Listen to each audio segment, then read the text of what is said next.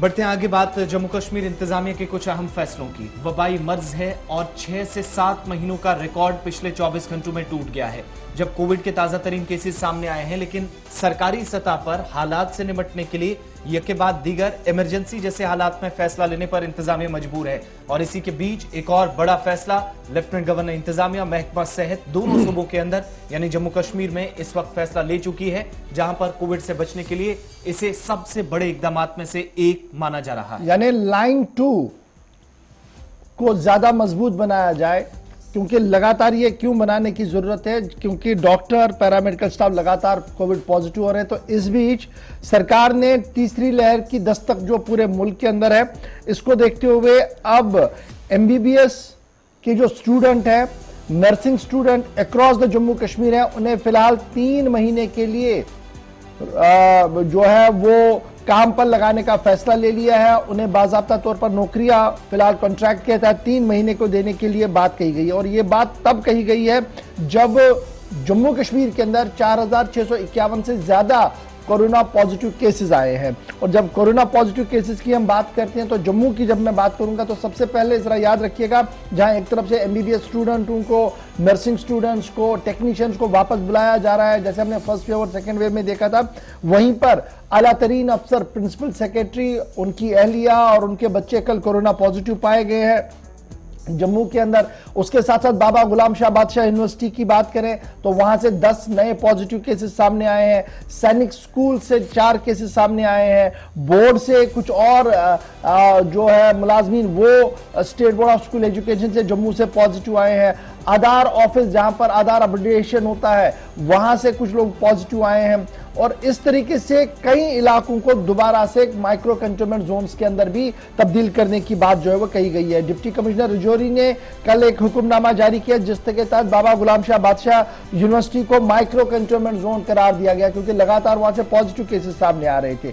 इसी तरीके से जब हम जम्मू की अभी बात करें तो सांबा इलाके के अंदर आपको याद होगा कि कुछ इलाकों के अंदर टेस्टिंग की गई तो 40 के करीब एक ही गांव से पॉजिटिव पाए गए थे। फिर उनकी कॉन्टैक्ट ट्रेसिंग की गई तो 27 गांवों के अंदर मजीद कोरोना पॉजिटिव केसेस जो है वो पाए गए हैं। तो इसके तहत सांबा के कई इलाकों के अंदर भी माइक्रो कंटेनमेंट जोन्स जो है वो बनाए गए हैं। माता वैष्णो देवी पर दर्शन के लिए आने वाले यात्रियों की सैंपलिंग होती है जी कटरा के अंदर, तो कल भी तकरीबन 12 के करीब लोग वहां पर कोरोना पॉजिटिव पाए गए, जिसके बाद वहां पर सैनिटाइजेशन और उन्हें वापस भेजने का काम भी शुरू किया गया। डिप्टी कमिश्नर जम्मू ने कल एक बार फिर माइक्रो कंटेनमेंट जोन जो है वो बनाए हैं। 5 इलाके ऐसे हैं जम्मू के अंदर जिन्हें माइक्रो कंटेनमेंट जोन जो में तब्दील कर दिया गया है। हेल्थ और मेडिकल एजुकेशन डिपार्टमेंट की तरफ से मैं जब जरा असली खबर की ओर आऊं, जो हमने पहले आपसे शुरुआत की थी कि जनाब ये जो नर्सिंग ऑर्डरलीज और डॉक्टर्स की लेने की बात है, तो health and medical education department की तरफ से